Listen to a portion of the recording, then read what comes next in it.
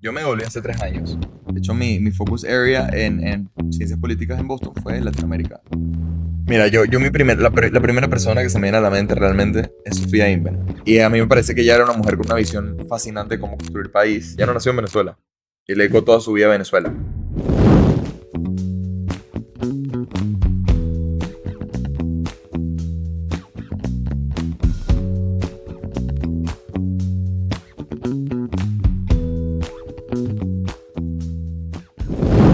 Muchachos, bienvenidos al capítulo 7 de Emprendedores Seriales. Aquí estamos acompañados el día de hoy del pana Tony Frangi, un Gracias, gran amigo, Gracias, gracias. conocido desde hace poco, pero siendo que lo conozco de hace más tiempo. Es una amistad real. Es una amistad real. Y el día de hoy tenemos un tremendo capítulo. Vamos a hablar de cosas súper interesantes. Tony es una persona interesantísima. Gracias. Tiene mucho que ofrecer, mucho que contarnos. Y este capítulo Soy mi psicóloga. es semipsicólogo. Y recuérdense que este capítulo, tengo que decirlo, Tony, está patrocinado por nuestros panas de Seguros Caracas. Protegemos lo que te inspira y está patrocinado también por la gente de 11 y 11, hermanos que nos han apoyado en este emprendimiento, que es este podcast de emprendimiento se llama Emprendedores Seriales. Sacaron unos 11 nuevos. Sí, sacaron unas Marielitas chips. Buenísimas, buenísimas, buenísimas. Bueno, Tony, primera pregunta. Gracias por venir. A ti por invitarme. Pero para la gente que no te conoce, ¿ok? La primera pregunta es sobre ti. ¿Cómo se definiría Tony Frangi? Pero esta pregunta tiene un twist. Solo puedes usar como vocales la letra I para definirte. Palabras por I. No, tienes que hablar sí. Ok. Wow. Creo que no hacía esto en ¿Tú no vi- primaria. ¿Tú no has visto, ¿tú no has visto el meme de la, Claro, de la chinita? no, el de tiranosaurio. El de- No es un tiranosaurio con la boca para arriba. También. Dale, defínete, pero no, puras vocales. Las vocales tienen que seguir. Un ritual de humillación, quiero que sepas. Dale, aquí estamos para humillarte, para Ok. eso existe este podcast. Muy bien. Ni nimbri. Ok, mi número. Mi número.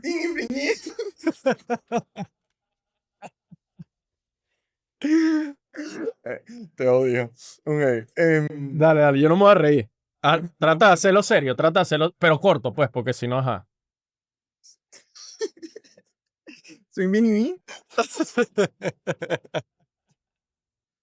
impilitílogo. Pilitili.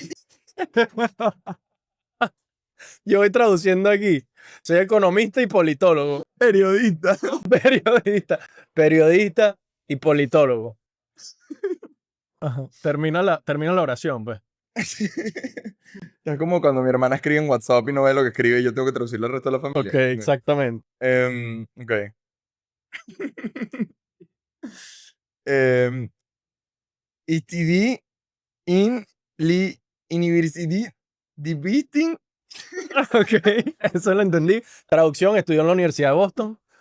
Em, Hice 3 años me devolví y Venezuela. Hace 3 años me volví a Venezuela. Trabajé en... Esta va a estar difícil. Bloomberg Ok. Trabajaba en Bloomberg. y Politiki. Y político. Em, Estuve... Y subí... Sí, no sé cómo decir esto bien y... Kirispinsil Pirimidis. Yo me perdí, ya yo me perdí. Ni voy a decir esta entera. Fui corresponsal para medios extranjeros. Después de Bloomberg y Político. Yo puedo pasar a idioma normal. Sí, yo creo que te merece un aplauso, hombre. Gracias, ya. O sea, se me durmió la lengua. Hiciste muy bien. Pensé que no te ibas a atrever, pero te atreví. Bueno, me atreví. Sí. Do it for the gram. Sí, sí. Pero bueno, cuéntanos entonces. Sigue con palabras normal. Yo soy periodista y politólogo. Me gradué de la Universidad de Boston. Ahorita también estoy graduando del IESA, de un MBA. Ya lo terminé, me queda solo la tesis. Y bueno, yo me devolví hace 3 años a Venezuela, después de trabajar en Bloomberg, en Político, en los Estados Unidos, porque yo quería cubrir Venezuela. Entonces estuve trabajando y sigo trabajando como corresponsal freelance para medios de Estados Unidos y bueno, el mundo angloparlante. Estuve escribiendo para Bloomberg de nuevo, para Político, también escribí para The Economist, he escrito para Foreign Policy, para America's Quarterly y otros medios. Y de 2023, a finales del 23, a finales del 24, fui editor de Caracas Chronicles, que es un medio en inglés sobre Venezuela que tiene más de 20 años. Yo, de hecho, empecé a escribir ahí cuando tenía 18 años. Y bueno, a mis 27 me volví editor de ellos. Y bueno, luego, después de un año ahí, siento que como llegué a un techo y quería hacer algo propio, entonces, y estaba en muchos proyectos, yo siempre digo que hay muchos Tonys, ¿no? El Tony freelancer, el Tony instagramer, el Tony tiktoker, el Tony periodista en español y en inglés. Entonces yo andaba como en muchas cosas, el Tony consultor, y decidí como explorar otros caminos y una cosa fue llevando a la otra y desde septiembre fundé mi propio medio de comunicación, una revista digital que se llama Ecosistema y que bueno, afortunadamente ha tenido muy buena recepción entre la gente y es lo que ando enfocado ahorita, sin dejar de lado otros proyectos míos digitales, particularmente digitales, de comunicación, incluido en mi propia cuenta de Instagram, donde trato de hacer periodismo usando un poco las nuevas plataformas, ¿no? Usando Reels, usando Posts, usando newsletters. Tengo mi propio newsletter desde hace 3 años, que se llama Venezuela Weekly, en español y en inglés, lo mando todos los lunes, y es un resumen semanal de qué pasó en Venezuela esa semana. Y bueno, tengo una audiencia Eh, internacional. eh, o sea, claramente tu pasión es el reportaje, ¿no? O sea, todo eso, tu vida ha girado en torno a eso, se ve que te apasiona, ¿no? Vale. Eh, ¿Cuándo te diste cuenta que esa era tu pasión? Wow, mira, fíjate que yo, yo siempre, a mí desde verdad de chiquito me gustaba mucho leer y escribir. De hecho, en primaria, que si ganaba concursos en el salón de clase de castellano, de cuentos o de poesía o lo que fuera, y siempre me gustaba. Y por eso, una vez que, bueno, crecí más, ya era adolescente, me empezó a gustar muchísimo la literatura latinoamericana y yo quería ser escritor, tipo, yo quería ser novelista, así como Gabriel García Márquez, como Rómulo Gallegos, como Alejo Carpentier. Y yo iba a todo el mundo a los que yo voy a escribir una novela y me voy a ganar el Nobel de Literatura. Y la gente que, ok, tienes que tener un plan B. O sea, al menos que sea García Márquez, no puedes vivir de escribir novelas.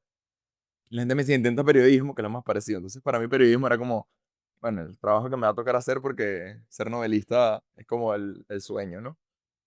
Y de hecho, siempre yo tenía una prima que me decía, a ti te gusta mucho la política, a mí me ha gustado la política de chiquito, y me decía, ah, ciencias políticas también. Que la gente muchas veces cree que estudiar ciencias políticas es estudiar para ser político. No, tú estudias para estudiar a los políticos y, bueno, asesorar y entender los procesos políticos. Yo siempre digo, no eres el animal del zoológico, eres el que observa, estudias al animal del zoológico. Entonces, siempre me decía eso y yo lo tenía como in the back of my mind, pero no era algo que tomaba muy en cuenta, pero sí quería hacer periodismo. Entonces yo empecé a estudiar comunicación social en la Universidad Católica primero. Tuve 2 años aquí en la UCAP, en un periodo muy álgido del país. Yo empecé en 2015, me fui en 2017. Y bueno, precisamente por eso es que me fui. Y yo tenía el ojo puesto a Boston University porque es una de las mejores universidades de periodismo en Estados Unidos, pero también porque mi hermana mayor, yo tengo una hermana que me lleva 19 años, estudiaba en Boston en los 90 cuando yo nací, entonces yo siempre tenía como esa idea allí. Me fui a estudiar a Boston. Realmente yo siempre he sido muy crítico a la manera que se da la comunicación social en Venezuela porque yo siento que es un paraguas para demasiadas carreras dentro de una. Y eso hace que cuando estudias comunicación social estás con el que quiere ser periodista, con la que quiere ser marketing, con la que quiere ser PR, con el que quiere audiovisuales, el que quiere ser actor, el que quiere ser músico, el que quiere producir, la que quiere ser prepago. Todo está en eso metido en comunicación social. Y Un gran paraguas es ahí. un gran paraguas. Y siento que eso hace como que se diluya mucho de verdad lo que quieres hacer. Ojo, tiene también sus ventajas. Por ejemplo, en la Monte Ávila me gusta que yo fui profesor allí, que el approach es como integral, entonces te gradúas como aprendiendo las distintas áreas. Pero en Estados Unidos no es así. Y en Estados Unidos entré directo a periodismo, que era lo que yo quería. Y en plena carrera me empecé a dar cuenta que en verdad me encantaba, que no era un plan B, sino que era un plan A. O sea, cuando me mandaban a hacer tareas o nos mandaban a leer cuestiones, le empecé a agarrar demasiado gusto, sobre todo en la práctica, porque yo siento que el periodismo es una carrera de práctica, más que de teoría. Una cosa es que te digan en clase, bueno, las 5 W, ¿no? Where, what, with, when, etcétera. With no es una mentira, why. When, etcétera.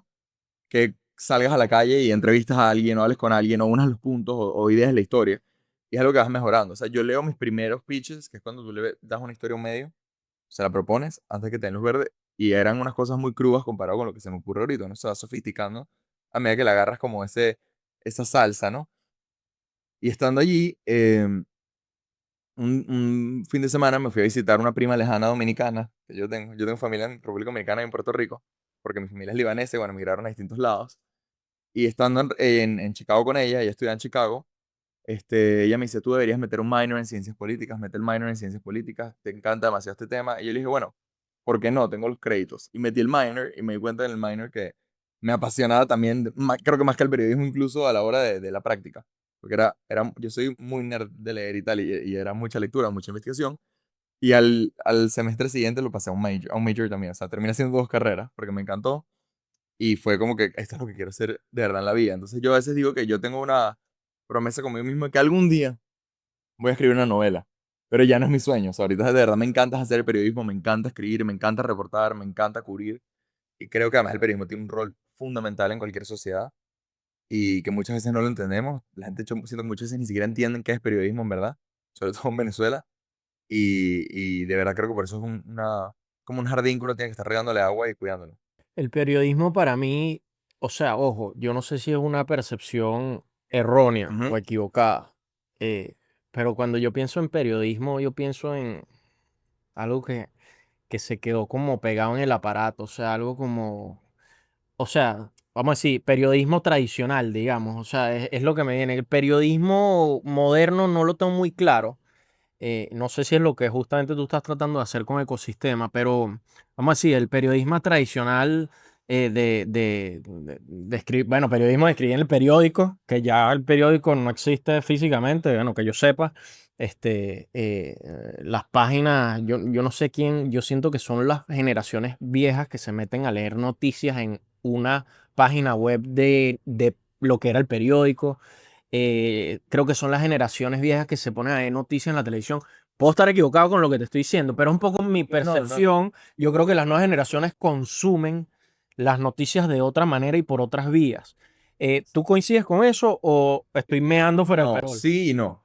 O sea, es que creo que es mucho más amplio que eso. Fíjate que primero yo creo que hay que definir qué es el periodismo, ¿no? Muchas veces se tiende a entender, sobre todo en Venezuela, que el periodismo es como que voy a dar mi opinión o voy a decir algo o voy a escribir algo. Y no, el periodismo no es eso. El periodismo tiene un método detrás. Por eso la gente estudia para ser periodista. No, no cualquiera se lanza a uno a escribir. ¿No? El periodismo moderno, el que se hace hoy, ayer y hace 50 años, nace de lo que hoy en día es AP, la prensa asociada, Associated Press, que es una gran agencia de noticias de Estados Unidos, que en 1800 y pico se empezó a dar cuenta que había un problema grande, que era que cada ciudad y cada periódico contaba una versión distinta de los hechos.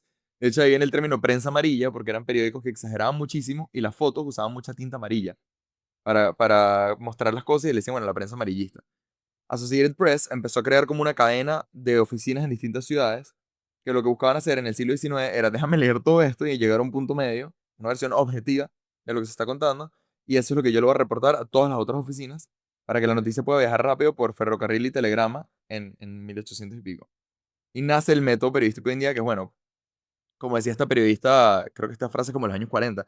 Ella decía, el rol del periodista no es que si te dicen está lloviendo, ella poner, estos dicen que está lloviendo y estos dicen que no, es abrir la ventana y ver si está lloviendo. Entonces el periodismo siempre es como un poco la búsqueda de la verdad. Obviamente también siempre uno va a tener un prejuicio, siempre uno va a tener bias, siempre va a haber una visión de ver las cosas en base a la ideología de quien escribe, o en base al trasfondo socioeconómico de quien escribe, o en base a la nacionalidad de quien escribe. Porque un guyanés no te va a tocar el tema del Esequibo igual que te lo va a tocar un venezolano, por ejemplo. Em, entonces, yo te digo, obviamente la objetividad perfecta no existe, pero es lo que todo periodista debe buscar como guía. Y ahí nace la idea del periodismo, ¿no? Por lo menos del periodismo de reportaje, que también tienes periodismo de opinión, que ya es distinto. Es el periodismo donde haces análisis, haces opinión. Igual no es que puedo decir mi opinión a lo loco. Son piezas que se publican en grandes revistas porque tienen argumento pensado detrás, tienen investigación detrás. Y eso generó que, sobre todo en el siglo XX, que es la época del medio masivo, el medio estuvo, o, bueno, la noticia, el periodismo estuvo limitado a grandes medios. En el caso de Estados Unidos, bueno, 4 canales de televisión, a un grupo de periódicos. En el caso de Venezuela también, o sea, las noticias te las daba en gran parte del siglo XX RCTV y Venevisión. Después apareció Televen. Y más tarde, ya en los 90, Globovisión. Y los periódicos tenías, bueno, el Universal y el Nacional, pero también estaba Últimas Noticias, también estaba El Mundo, también estaba Meridiano, tal cual aparece también mucho después. Tal cual precisamente uno de los primeros periódicos que es como un síntoma de que se está desplomando ese ecosistema tradicional, por todo lo que pasó en el país y en el mundo. Entonces la gente consumía información de esos grandes medios Ujú. y, Que controlaban de cierta forma la verdad. claro, pero que también tenías profesionales que estaban trabajando esa verdad. Entonces por eso es que yo siento que los boomers hoy en día y la gente mayor son más propensos a la desinformación porque vienen adaptados a un mundo en el que le creías automáticamente al periodista porque el periodista está haciendo un trabajo. Ahora ven cualquier cosa en redes y dicen, pero es que yo lo vi en redes, como si te lo dijo alguien tan confiable como era el periodista en ese momento de el Es New York Times, correcto. Wall Street Journal o el Pero New eso York no Times. le pasa solo a los boomers. Pero yo creo que fíjate que el chiste siempre es las tías de Facebook. O sea, creo que son más propensos a ser bombardeados por ese tipo de información porque no tienen como los anticuerpos, por no haber crecido en ese ecosistema digital. Y eso es lo que pasa cuando empieza, primero en los noventas, en el mundo empiezan a desarrollarse, bueno, la televisión por satélite, la televisión por suscripción, y estos canales que buscaban como el punto medio. De hecho, en Estados Unidos había una ley que se llama el Fairness Doctrine, como la doctrina de lo justo, que obligaba a que tenías que balancear los puntos de vista en los canales de televisión, y si alguien decía algo, tenías que aceptar un punto de réplica. Eso empieza a desaparecer. Cuando aparece, por ejemplo, CNN y Fox News, que empiezan a hacer canales como más por suscripción, no son de televisión abierta, pero además empiezan a ser más partidistas. Y después vienen las redes sociales. Entonces, las redes sociales no solo democratizan quién puede decir las cosas, sino que también masifican la información al punto que aparecen los fake news en masa, aparece la desinformación en masa, aparece el clickbait, aparece ahorita el slop de la inteligencia artificial. Fíjate que hay un estudio de MIT que dice que la desinformación la comparten como 8 veces más que las noticias reales, porque te dan la tecla emocional. Entonces la gente dice, mira, mira esto que está pasando. Y en verdad no es real, pero te genera pánico y miedo. Hay otras muestras que en los años 50 en Estados Unidos y en Canadá, ciento y pico por ciento de los hogares estaban suscritos a un periódico. Eso quiere decir, porque ciento y pico, que un gran número de esos hogares estaban suscritos a más de un periódico. Hoy en día es menos del 50% que la gente tiene una suscripción a un periódico. Entonces, ha caído como esta manera, vamos a decir, más sofisticada, más profesional de las noticias y se ha abierto un universo de información que, por un lado, ha permitido nuevos actores, ha permitido, sobre todo en países con contextos autoritarios, en Medio Oriente, etcétera, que hayan voces distintas a las que promueve el Estado, pero también hay un océano de desinformación, de mentiras, de teorías de conspiración. ¿Cómo, y me llevas a esta próxima pregunta, ¿no? ¿Cómo vamos a hacer nosotros para nosotros consumidores de las masas, de esa información que nos llega por todos lados, ahorita mucho por redes sociales, para filtrar esa información verídica y veraz de la que no es? ¿Cómo me responderías tú eso? Mira, yo creo que hay, me atrevo a decir, tres variantes y una no está en nuestras manos. Yo creo que la primera es que tú me decías, la gente no se mete en páginas web ya. Yo sí creo que la gente sigue metiéndose a leer en medios, pero es un porcentaje mucho menor que la población que antes leía periódico. Y eso ha generado que hoy en día la desigualdad también es de quién accede a la información. Tú lo ves en Estados Unidos, o sea, los votantes que leen periódicos suelen votar de una manera distinta a los que tienen menos información, por ejemplo. Es una línea muy marcada, porque normalmente la gente que tiene título universitario en Estados Unidos paga suscripciones a los medios y revistas tradicionales que ahora están en el Internet, están en la web y siguen accediendo a esa información. El votante con menos nivel educativo está recibiendo una chorrada de información loca de Facebook, por ejemplo, que es donde particularmente pasa mucha desinformación. O cadenas de WhatsApp en el tercer mundo, en la India, en Latinoamérica, etcétera. Entonces, yo creo que hay como una brecha importante y yo sí por eso siempre le digo a la gente, miren, no coman cualquier cosa que ven, sino que traten de mantenerse con los medios donde hay periodistas haciendo trabajo. En el caso de Estados Unidos, bueno, hay un montón de medios, de Wall Street Journal, de New York Times, de Washington Post, etcétera, pero en el caso de Venezuela, acá hay mucha gente haciendo buen trabajo, caso tal cual, caso de Runrunes, caso de Caracas Chronicles, caso del Estímulo, caso de Efecto Cocuyo, o sea, son gente donde vienen todos estos periodistas que se fueron de los medios tradicionales una vez que pasó toda esta debacle con los medios tradicionales y fundaron esta serie de medios digitales, donde yo creo que se hace muy buena información. Pero ahí sí veo un problema y que no me odie mi gremio, es que yo creo que es un gremio que como hoy en día hay cierta renuencia con el periodismo en el país, no hay tantas voces jóvenes, y eso está haciendo que se queden un poco en el aparato, en la manera que transmiten la información. Y yo eso sí lo veo y creo que hoy en día uno tiene que estar demasiado al día, porque el mundo de hoy va al minuto y hoy en día la gente está consumiendo formas más cortas de información, TikToks, Reels, etcétera, que no podemos limitarnos a eso, pero tenemos que usar eso como herramienta para llevar a la gente a leer la página web, a suscribirse a tu newsletter, etcétera, para tener información de calidad.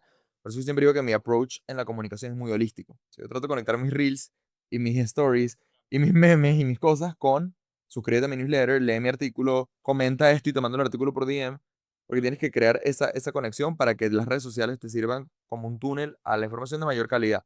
El segundo punto, que se conecta mucho primero, es lo que en Estados Unidos llaman media literacy, que es como alfabetismo mediático. Así como tienes alfabetismo que aprendes a leer, bueno, tienes que aprender a leer los medios. Cuando tú ves una noticia, por ejemplo, ¿quién la escribió? ¿Quién la está publicando? ¿Qué fuentes citan?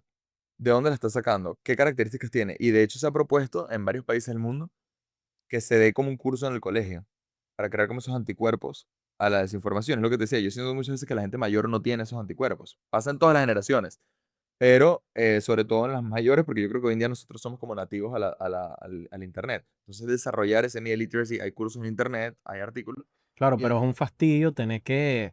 Ah, déjame ver esto. Ok, está interesante. Déjame entonces, dame un momentico, pero 5 minutos para se te revisar vuelve, quién es esta pero es que se te persona. vuelve automático. Por ejemplo, las noticias falsas casi nunca tienen autor, por ejemplo. O son de plataformas rarísimas. A mí me mandan cosas y yo como que, brother, no me mandes algo que la cuenta se llama Noticias Urgentes Venezuela 123. Date cuenta, date cuenta. O sea, ¿quién le está poniendo? Pero el tercer punto es ese. Tú no puedes esperar tampoco que la ciudadanía esté constantemente haciendo un esfuerzo activo. Entonces yo creo que ahí viene el tercer punto que te digo que está muy fuera de nuestras manos. Yo creo que tarde o temprano las plataformas de redes sociales que monopolizan la información, porque WhatsApp, Instagram y Facebook son de Meta, Twitter es de Elon Musk, o sea, son dos o tres actores que controlan la información realmente. Tienen que rediseñar el algoritmo, porque el algoritmo está generado para diseñar, para hacer dopamina. Claro, para que te haga adicción. Y la Y, adicción y, es... y por ende, pero por ende, el incentivo es el opuesto, porque tú quieres lanzar una noticia amarillista o algo que sea, que vaya a las emociones, como dijiste antes, para viralizarte. Claro. Y eso es lo que está pasando. Entonces se viraliza más bien la desinformación, no la Las información. emociones y le das clic y le das retweet y lo compartes y eso le genera ganancias a la plataforma.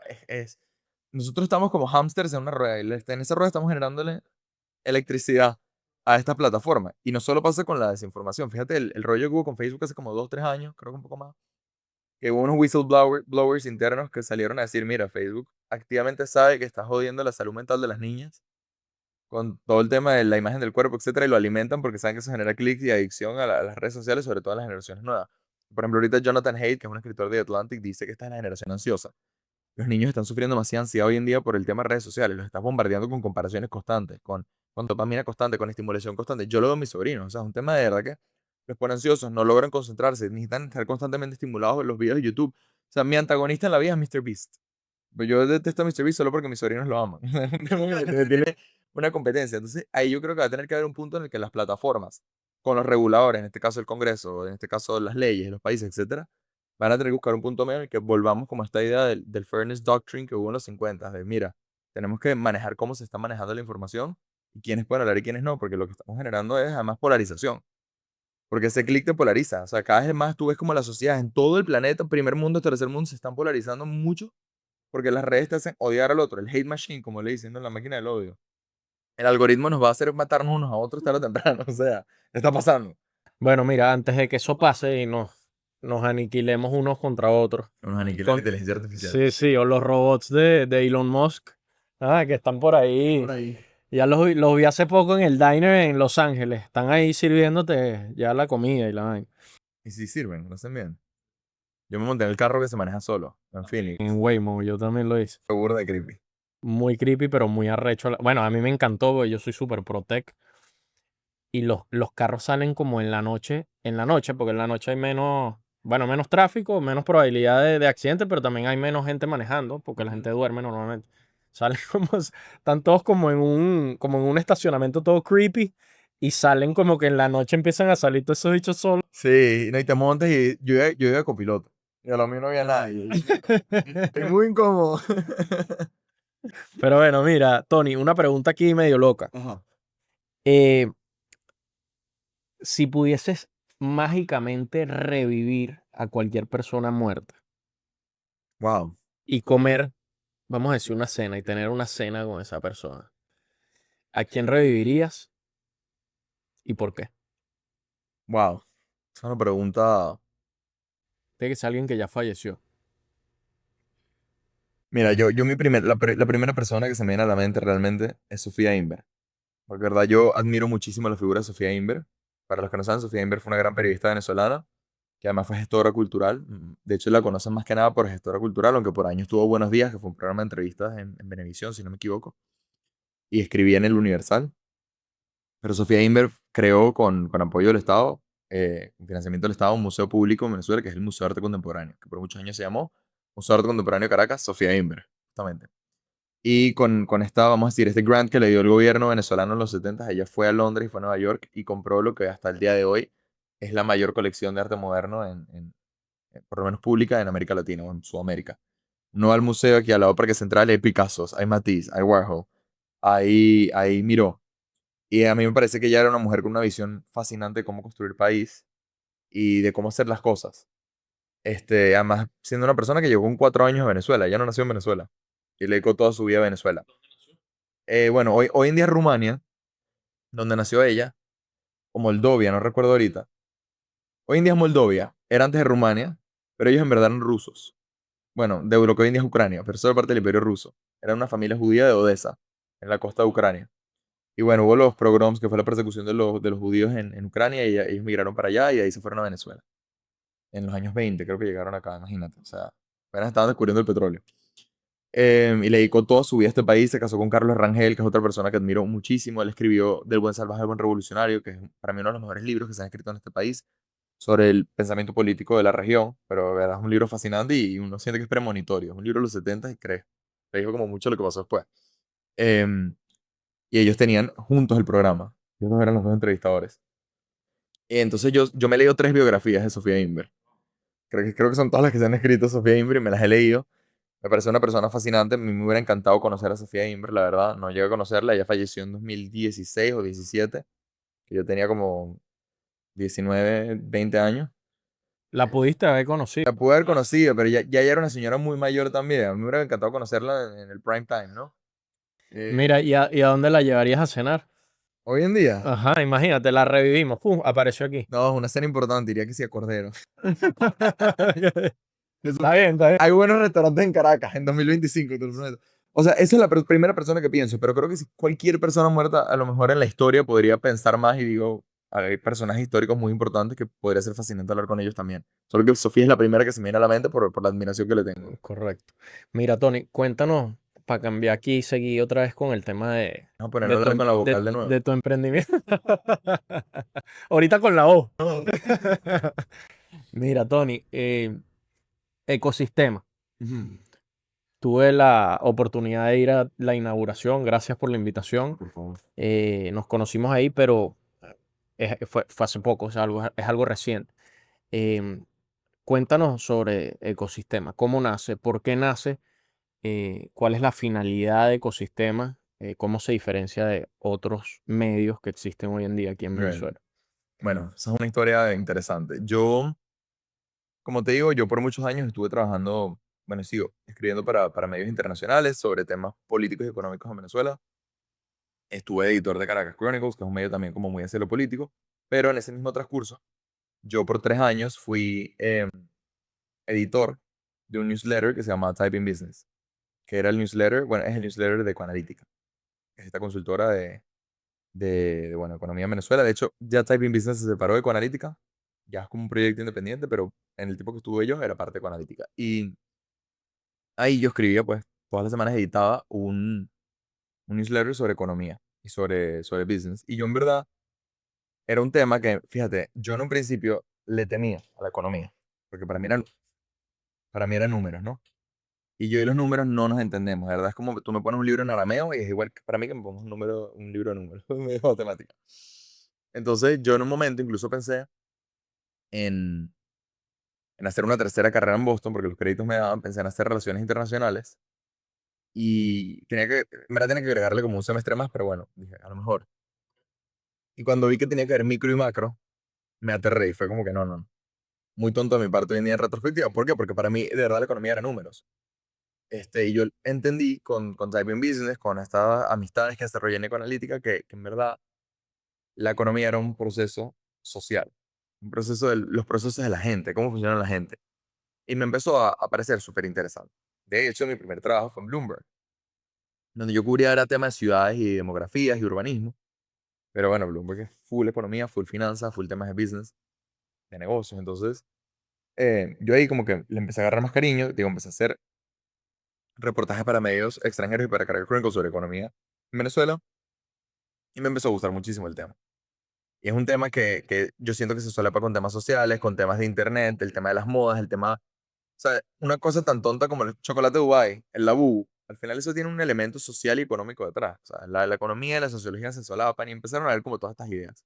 Entonces, como te digo, yo después de que dejé Caracas Chronicles, yo empecé a decir, a los meses, como que, oye, quiero empezar a hacer algo mío más allá de mi newsletter. ¿Qué puedo hacer dentro del contexto que hay en el país? Como que, ¿qué idea puede haber? Y yo empecé pensando, pensando, pensando. Y un día estaba en un café aquí en Caracas, en Palo Grandes, con mis amigos, en marzo. Esto fue en marzo. Y, y yo dije, ¿saben? Sería cool hacer un Business Week venezolano. Business Week es la revista de Bloomberg. Y me surgió como esa semillita. Y yo creo que yo venía muy, muy, muy, muy energizado, muy motivado, porque en enero a mí me tocó tuve la suerte de ir al meeting anual del Foro Económico Mundial en Davos, en Suiza. Me eligieron como parte de una delegación de menores de 30 de los Global Shapers, y que es como los clubes de menores de 30 del foro a nivel mundial. Me eligieron entre 11.000 Shapers, fuimos 50 Shapers. Oh, Fue, qué honor, ¿no? fue un súper honor, y yo de verdad no me lo podía creer, y llegas allá y estás con presidentes, con celebridades, con hipereconomistas famosos. Conocí al premio Nobel de la Paz, a Muhammad Yunus, que es de Bangladesh. O sea, fue una cosa, sí, tal cual, él, una cosa impresionante. Y yo estaba, en verdad, a mí lo que más me impresionó fue la delegación con la que yo estaba, que hice grandes amigos ahí, de verdad, los quiero demasiado, a la D50, y yo decía, wow, qué honor que yo estoy con esta gente que tienen todos menos de 30 y están haciendo estas cosas tan locas. Esta tiene un startup de energía renovable en Múnich. Está estudiando neurociencia y la inmortalidad en Harvard y en MIT. Tremendos contactos, ¿no? Y Sí. relación con esa gente. Y las cosas impresionantes. Y yo dije, ok, I need to step up. ¿Qué voy a hacer? Entonces llegué motivado. A los 2 meses se me ocurre esta idea del Business Week venezolano. Me imagino te comparas con esa gente y dices, yo soy un huevón. Yo no Síndrome de sé, yo. impostor. Sí, ajá. Que al final tú estás ahí por algo, ¿no? Pero tú no sientes síndrome de impostor. Entonces, eh, llego con esta idea, la empiezo a pensar y empiezo a desarrollarla. Como yo había empezado un MBA en el IES, aparte de estos cambios locos que vinieron a mi vida una vez que empecé a meterme más en este mundo de economía y business, empecé a aplicar como las herramientas que conocí en clase de planificación estratégica, de cambios gerenciales, de innovación, no sé qué, y empecé a desarrollar todo este proyecto. Un día en mayo se me vino el nombre de ecosistema, ¿no? Yo había pensado de Business Rainforest, cosas así, porque yo todo lo mío, si todos mis proyectos siempre tienen que ver con animales o con selva. Y yo dije ecosistema, ¿no? Un ecosistema porque, bueno, Por eso pusimos este tigrito aquí. como el tigre Tony. El tigre Tony. Desde aquí, mira. Sí. Y en realidad, yo empecé a pensar en ecosistema porque, bueno, un sistema de cosas, eco como economía, pero también el ecosistema tech, el ecosistema emprendedor, el ecosistema empresarial. Y la idea de la jungla, de la selva, de las bestias, de las fieras, de que hay criaturas extrañas en la ciudad. Y empezaron a hacer esta idea, y por eso el eslogan es eh, desglosando, descifrando, depende de cómo lo quieras decir, la selva de lo incomprensible, ¿no? La idea de que estamos buscando eso. Entonces, empecé a tener esta idea, la empecé a armar un equipo con gente con la que yo había trabajado, busqué financiamiento, y terminó naciendo ecosistema. Y ecosistema, precisamente, ¿por qué lo diferencio yo de otros medios? Por dos cosas, y yo creo que ahí ha estado el éxito. Fíjate que ecosistema tiene un mes y medio, y tiene 27.000 seguidores en Instagram. Y tiene, en verdad, un flujo muy, muy bueno de lecturas. Y no hemos pagado un ad. Y yo siento que el crecimiento que ha tenido tan rápido es por estos dos elementos, que es lo que lo hace tan diferenciado, que es algo que aprendí en el IESA, ¿no? La diferenciación. Lo primero, como que cuál es el valor agregado a ecosistema. Bueno, uno, que yo digo que ecosistema, al ser un medio de business, pero también de cultura y sociedad y de tecnología, es como que agarró a los huérfanos del periodismo. La mayoría de los medios no están cubriendo estas historias, o las están cubriendo muy por encima o muy reducidas. De hecho, yo a veces me siento con mi equipo y hablamos ideas y digo, wow, pero esto está frente a uno, ¿cómo nadie más se le ha ocurrido? Uno de los artículos que más se leyó es el de los Yorganomics, la economía de la ley Yorgaki. Cómo se movía la ciudad el fin de semana de la ley Yorgaki. Y hicimos trabajo de campo, hablamos con parqueros, con restaurantes, con la gente de Cúsica. Y en verdad yo digo, cualquiera se le puede haber ocurrido esto. Y como que nadie más lo estaba cubriendo. Pero por eso te digo, porque otra vez, mi percepción son, es una mezcla de fenómenos culturales que están pasando o de la sociedad, de gente joven y de sí, o sea, Y de no tan joven también. y no tan joven, pero Ale y Yorgaki, bueno, mi papá no los escucha, pues eso te puedo decir. Entonces, es ese fenómeno con un análisis. Sí. Es una mezcla que yo no sé quién más lo está haciendo. Es No que sé. eso, yo estoy de acuerdo contigo. Yo te voy a dar otro ejemplo. Nosotros entrevistamos a Marilena Pombo. Marilena Pombo es una artista venezolana que vive en Brooklyn, que ella hace arte. Su arte es muy loco porque hace como telas, pero las hace que si se encontró petróleo en el lago Maracaibo y tejió el petróleo como si fueran telas. Agarró verdín del lago y hizo eso. Agarró aguacate y lo hirvió, hizo tinta Y ella su arte lo acaba de comprar hace unos meses, el Chicago Art Institute, que es uno de los museos de arte más importantes de Estados Unidos. Y yo digo, ¿por qué ningún medio ha cubierto esto? Una venezolana acaba de comprar sus obras locas de petróleo venezolano en Chicago. Entonces yo empecé a agarrar como estos huérfanos, que la gente le Hay interesa. muchos huérfanos por ahí. Sí, muchos huérfanos que la gente además creo que son huérfanos que están cercanos a por lo menos un sector importante de la sociedad, porque yo no te voy a decir que todo el mundo en Venezuela anda pendiente de la Yorgaki o de las taquerías en Chacao, es un sector chiquito pero movilizado, que consume información, que consume productos. Yo siempre creo que la audiencia de Cifrizuela es, bueno, es una clase profesional, empresarial, emprendedora, mayoritariamente capitalina, pero no necesariamente, em, que le estamos hablando de las cosas que nadie más les está hablando y que les interesa. Entonces, eso por un lado. Por otro, yo me aburro y digo que el equipo de ecosistema somos como un colegio, ¿no? Porque un baby gym, porque yo soy el mayor en ecosistema, somos cinco. Seis contando a nuestra pasante, muy querida. El pasante La subpagado, como el pasante de... subpagada, como el Piri Polar. Yo soy el mayor y yo tengo 28 años. El menor nació en 2001, 2002. O sea, entonces somos un equipo de gente como muy juvenil bueno, yo técnicamente entro en Z, pero estoy en la frontera entre Z y Millennial, el resto son Zetas. Em, Y creo que eso nos ha dado la ventaja de que somos, al ser los nativos del Internet, los nativos del ciberespacio, sabemos hablar muy bien en lo que Marshall McLuhan decía, el medio es el mensaje. Es decir, importa cómo dices algo en un periódico o cómo lo dices en televisión, o más que cómo lo dices, en qué lo dices.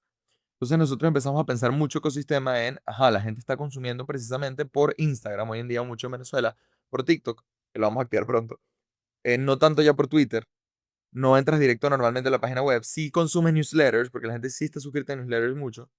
¿Cómo vamos a integrar esto? Entonces empezamos a hacer los posts pensados para Instagram, posts estéticos, posts muy visuales, posts divertidos, pensados en formatos que están de moda, formatos virales. Hemos tenido demasiados posts virales en un mes. Pero ¿cómo hacemos que se mueva la página? Bueno, vamos a aplicarle un ManyChat, que en ManyChat comentas una palabra y te mandamos un artículo por email. Y vamos a ponerle un later, que entonces entras en el link y te sale el feed de Instagram, pero si le das a la foto te lleva directo al artículo. Entonces empezamos a pensar en un medio hecho para la plataforma. O sea, el medio es el mensaje y yo creo que ahí ha estado gran parte de su crecimiento, ¿no? Pensamos en las plataformas en las que la gente consume en 2025, sobre todo cierto grupo etario, más del 50% de la audiencia de ecosistema es de 25 a 44 años. Pero también pensamos en vamos a agarrar estos huérfanos que están muy cercanos a la gente, pero que nadie está cubriendo.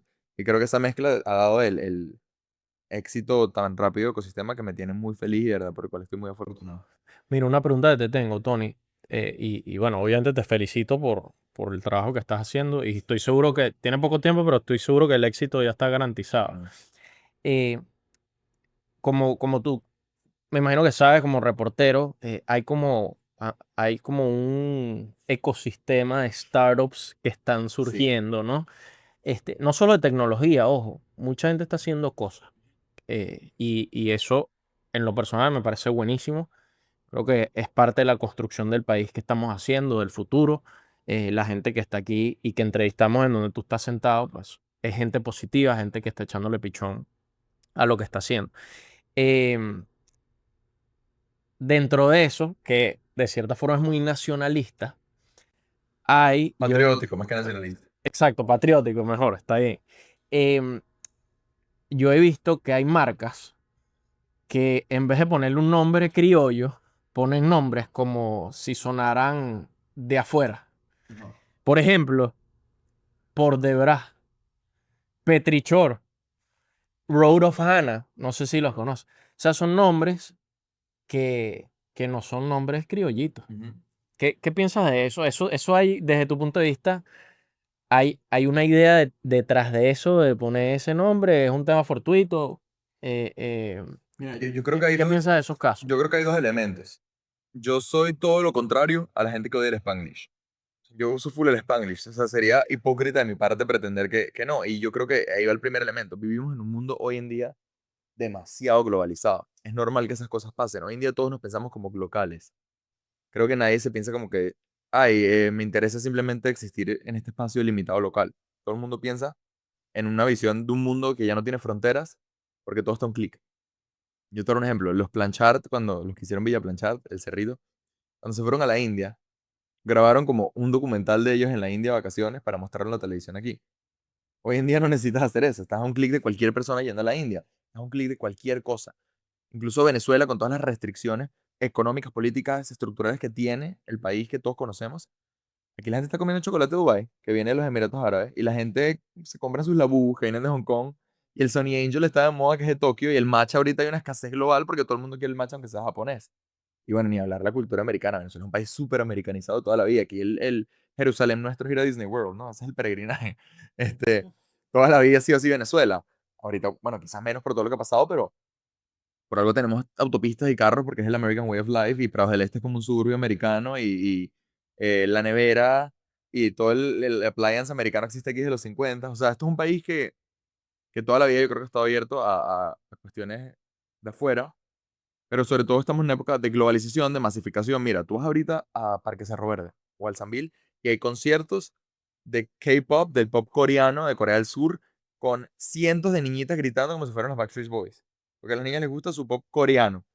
Ahorita salió Demon Slayer, que es una película japonesa, y las salas tipo llenas de gente que quiere ver su película japonesa del anime, porque el anime ahorita ha crecido muchísimo, que ya lleva igual décadas en Venezuela. Entonces yo creo que es normal en una época globalizada que la gente adopte palabras de otros países, que la gente adopte términos globales también porque te dan caché, ¿no? Suena como que el inglés es más cool, el inglés se usa en redes, porque al final el idioma del internet es el inglés. Facebook está en inglés, TikTok está en inglés, TikTok es chino, o sea, y está en inglés.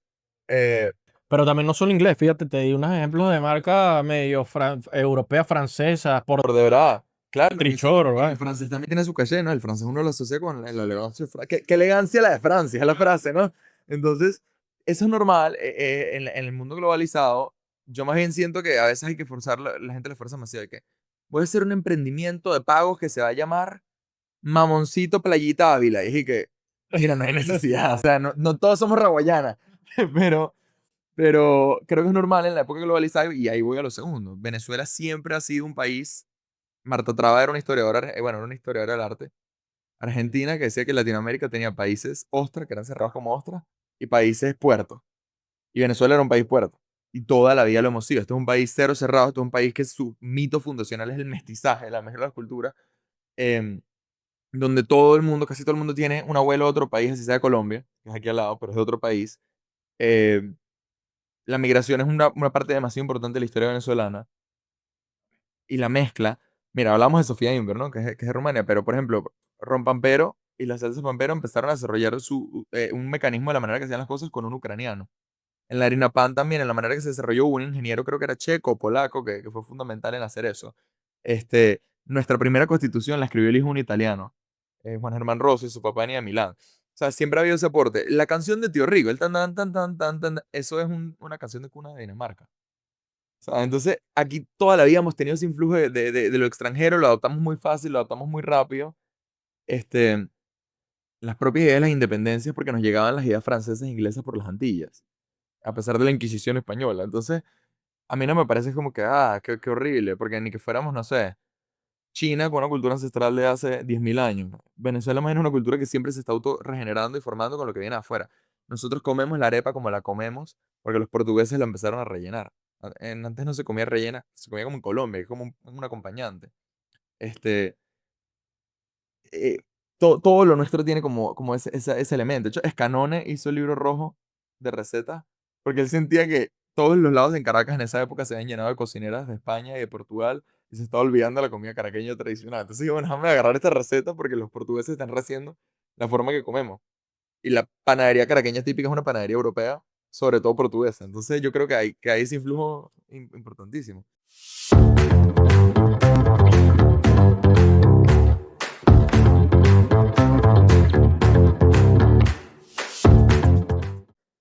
Hasta la manera de comer comida china la adaptamos a Hay nosotros. chino venezolano. El chino venezolano es mejor que el chino chino, ¿no? Es porque vino la gente de Cantón aquí, porque además es comida de Cantón.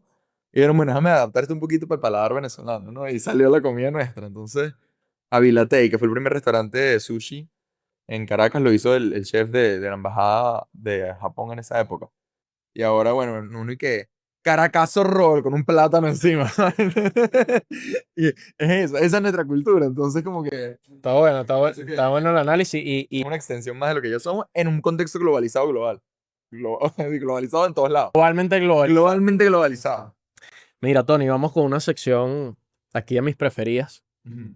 de este podcast. Y son 11 preguntas rápidas cortesía de nuestros panas de 1111, son preguntas flash. Ok. ¿Ok? Con una palabra respondo. Responde, yo te voy a dar dos opciones y tú respondes rápido. Ok, ¿Ok? ok. Y van de más fáciles a más difíciles. Ok. ¿Estás preparado? Sí, creo. Va, pues, primera pregunta. Ajá. ¿Ex o TikTok? Ex. ¿Londres o Nueva York? Nueva York. ¿Trabajar de noche o de madrugada? De noche. ¿Qué tanto te molestan los errores ortográficos del 1 al 10? 7. Te, tele- te, tele- te puedes teletransportar a cualquier lugar del mundo. ¿Cuál escoges? ¿En el presente o en el pasado? En el presente. Nueva York. Tienes 5 minutos para entrevistar a una de estas dos personas, Elon Musk o Mark Zuckerberg. Elon Musk. ¿Qué prefieres? ¿Hacer mucha plata sin tener influencia o no tener plata, pero sí tener mucha influencia? Creo que tener influencia. ¿Qué prefieres? ¿Una relación tóxica y divertida o sana pero aburrida? Tóxica y divertida. Yo sabía. ¿Tendrías una relación abierta, sí o no? No. ¿Eutanasia, a favor o en contra? Uy. No sé. Es que coge. Creo que más en contra que a favor, pero no estoy Ok, seguro. está bien. ¿Te consideras cifrino, sí o no? Sí. Esa te la dejé de última. O la más peluda, pero como que no era la más peluda. Eso se le hiciste a Karina. No sé si hablamos de eso con Ana Karina, no me recuerdo. No, pero Ana Karina, bueno, Ana Karina es un caso interesante. Es como demasiado, ella es demasiado sangrería, demasiado con sus pies en la tierra. Ella es Estudió en súper, el ella es Médicis súper whimsy. Esa es la palabra. Ella es muy whimsy, pero ella para mí es como la Titina Pensini en nuestros tiempos. Es como súper, en el buen sentido, o sea, de verdad, como siento que ella representa como un tipo de caraqueño. Por eso a mí me encanta su contenido. y es muy Es auténtica. muy Es auténtico. súper auténtica, que eso. Es muy whimsy, de verdad. O sea, yo la descubrí un día en TikTok, hace como 2 años. Un video de ella que sí, peleándose con el jabón en el baño. Y yo dije, tipo, qué caraja tan cómica. Y la sigo entonces. O sea, hace poco montó el video de los monos en Panamá. O sea, le escribí a mis amigas de Panamá y que, ¿por qué cuando yo a Panamá no me han llevado a ver monos?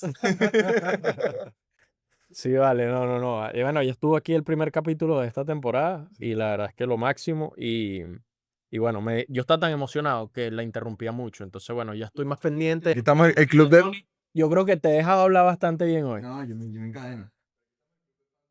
El club de fans, 100%. Te amamos. Te amamos, Anacá. Mira, Tony, eh, hablemos un poquito que ya nos está. Yo me considero cifrino. Sí, pero no. O sea, cuando te escribí por primera vez, tú me mandaste tu definición de cifrino. Y yo no sé si incluso la podemos ver. Yo, Tengo yo varios. o sea, cifrino tiene una connotación negativa. Tenía, yo creo. Tenía, ese es mi punto, como que yo no siento que tengo la parte negativa de lo que significa ser. Es que mira, muchas veces las palabras negativas creo que los grupos las terminan reapropiando. O sea, en Estados Unidos la gente afroamericana usa the N-word como una reapropiación, porque es una palabra despectiva. Eh, la comunidad LGBT en Estados Unidos también reapropió queer.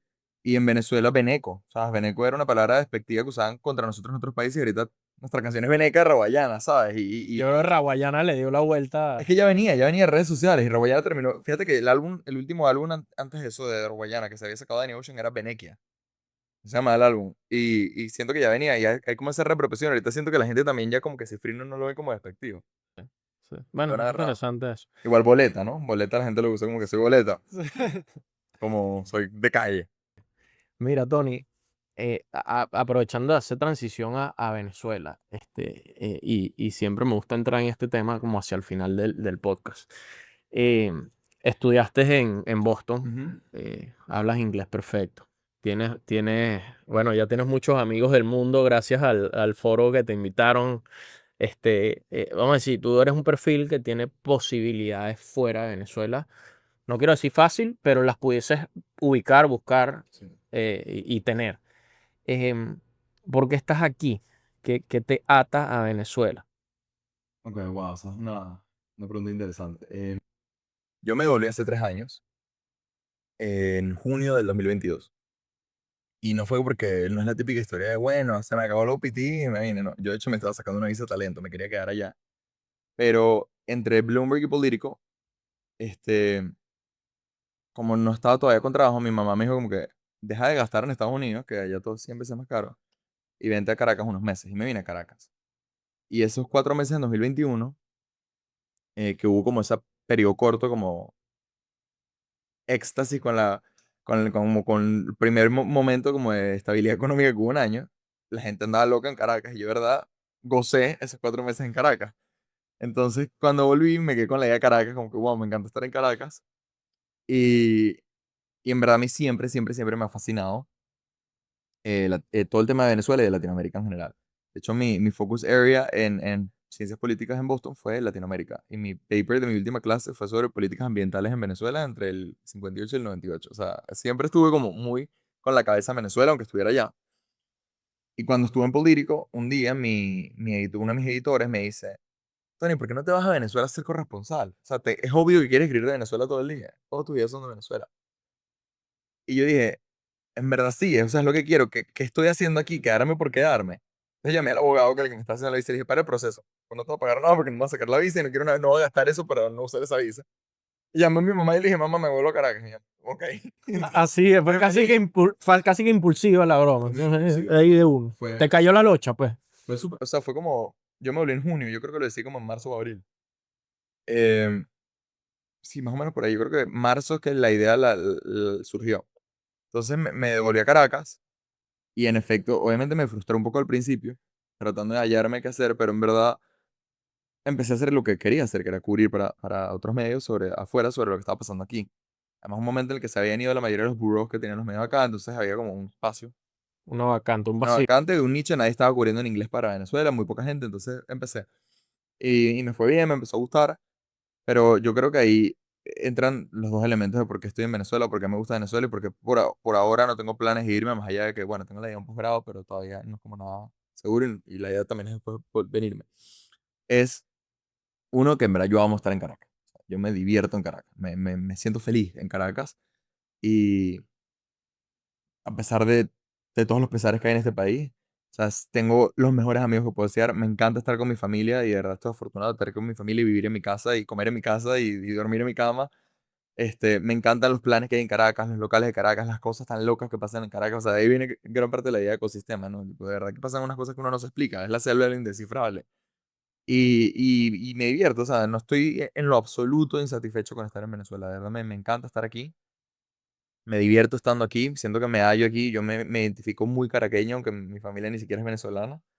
De verdad, me encanta. O sea, yo todos los días le tomo fotos al Ávila como si fuera primera vez que lo veo. De verdad, todos los días. Al punto que todos los años en Shapers, en Navidad, me dan el premio Shaper más caraqueño. Siempre gano el mismo premio. Porque que Tony otra vez montando el Ávila en sus stories. Entonces, sí, eso por un lado más personal. Por un lado menos personal. Este es un país donde todo está por hacerse todavía. O sea, que hay demasiadas cosas que hacer. Eso no quiere decir que ay, el país es perfecto y todo el mundo tiene oportunidades, porque no es verdad. Pero creo que si encuentras una oportunidad o un nicho que los hay, puedes crecer mucho o puedes abrir una frontera nueva con 10.000 obstáculos, con 10.000 limitaciones. Yo creo que una vez que esas limitaciones cambien, van a haber 10.000 fronteras más y 10.000 pisos más que subir, pero ahora en la medida de lo posible todavía hay mucho que hacer. Y cuando las cosas vayan a nuevas fronteras y se harán distintas, creo que van a haber todavía muchas más fronteras y muchas más cosas que hacer. Y es eso que te digo, o sea, diciendo que en Venezuela todavía todo está por hacerse, literalmente manos a la obra. Eso es un país que ha sufrido tanto y que ha tenido tantas crisis y situaciones que quedan demasiadas lagunas o demasiados pantanos en los cuales uno puede empezar a sembrar flores y sembrar cosas. Entonces creo que eso es parte de lo que me motiva a estar aquí porque es como que, bueno, hay un mundo en el cual despegar, en el cual hacer cuestiones interesantes y de ahí a lo mejor usar como trampolín para cosas más interesantes internacionalmente también.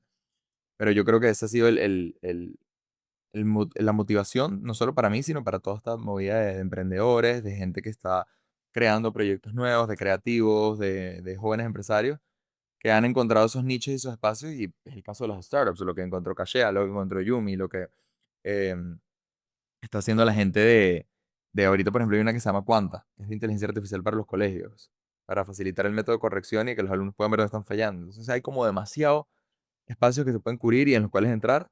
Y yo creo que eso es lo que motiva a mí y a muchísima gente, ¿no? Que todo está por hacerse todavía en Venezuela.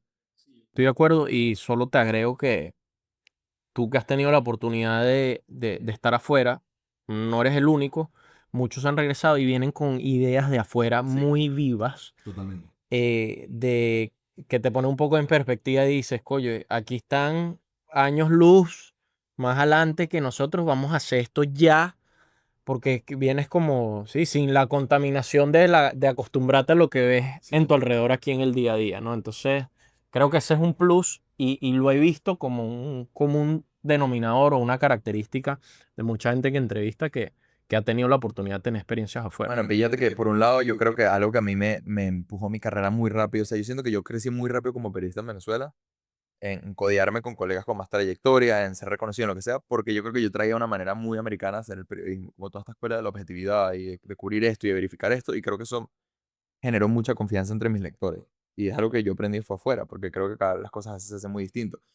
Y eso, no digo que todo el mundo lo haga así, sino que creo que eso me dio una ventaja muy rápida de entender eso y de hacerlo de esa manera y de tomar prácticas que aprendí afuera a la hora de hacer periodismo, a la hora de hacer contenido.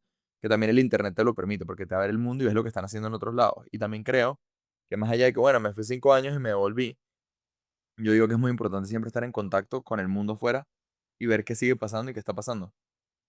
No solo viajar, que para mí es algo fundamental, estar afuera un tiempo, interactuar con gente afuera, tener reuniones afuera, sino tener esas amistades afuera de otros países que estás viendo lo que hacen y las ideas y las aplicaciones y el contenido que hacen, porque te nutre mucho. Como en mi caso, la gente de Shapers. Por ejemplo, en Shapers había un Shaper de Mongolia, Badgator se llamaba él, que tiene un medio en Mongolia.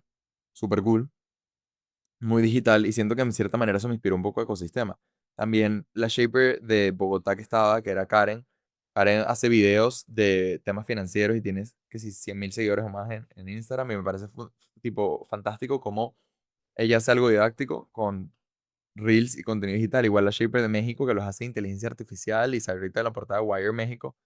Este, usa las redes sociales muchísimo para el tema de hablar de tecnología, el tema didáctico y de entrar por allí y hacer esas prácticas. Entonces, yo veo todo eso y digo, bueno, yo quiero hacer eso aquí, que aquí no se está haciendo esto. Entonces, todo eso me nutrió un poco de ecosistema y al propio contenido que yo hago en mi cuenta de Instagram, donde yo monto reels hablando de temas venezolanos y de temas internacionales, porque a mí me gusta mezclarlo un poco y es parte de ese tema de, bueno, si las cosas están pasando en el mundo, déjame hablarlas aquí, porque a lo mejor aquí nadie está hablando del conflicto en Gaza o el conflicto en Ruanda, con Congo ahorita, déjame hacer un reel hablando de eso. Y la gente le gusta porque dice, bueno, qué cool, no tenía idea que esto pasaba afuera. Entonces creo que siempre tienes que estar nutriéndote de lo que está pasando en el exterior y la gente del exterior.